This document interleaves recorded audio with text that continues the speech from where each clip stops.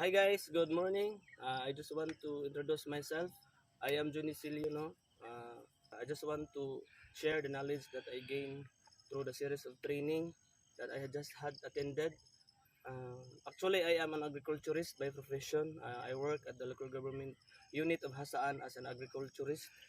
So I made this video siguro in a couple of weeks na ako yung mga uploaded video.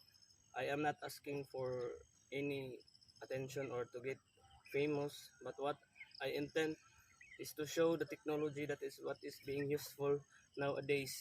Most especially, my work as an extension worker is to extend technologies to the farmers. So this is one way of using the platform of social media to share our knowledge, especially sa amo, no? Uh, just a couple of days ago, I just googled how many populations are there in the Philippines, and it was almost around 117 million Filipinos nga ginapakaon nato diri sa Philippines. Wala pa labot ana ang mga foreigner nga ga-visit sa atong country nga almost a million lang gihapon.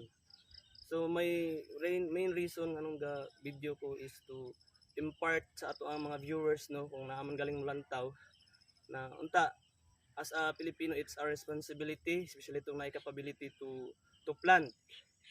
Na never stop planting, especially sa itong mga farmers.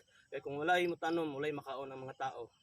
So regardless of unsa man ang imong race, regardless unsa man imong profession, if you have the chance to plant, please do it. Kaya because kita na nato karon, no, taas ang ato ang presyo sa bugas. So, sige tag reklamo. It's because we are blaming the government. But instead of blaming the government for not doing their part to lower the price, why not do something? Plant something around your area. Utilize the area kung asa ka karon. Na mapa-urban gardening man ka, na man ka sa city. You can find ways to plant because it's our responsibility to plant kung kaon man ta. So hopefully, the mga coming videos na kung I'm not asking for to share whatever.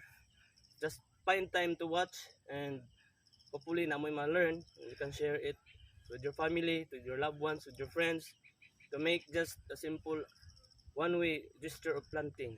So by doing it, you're helping the Mother Earth. So we are facing climate change. So let's work hand in hand to make our country a better place to live in. So that's it, guys. Thank you for watching.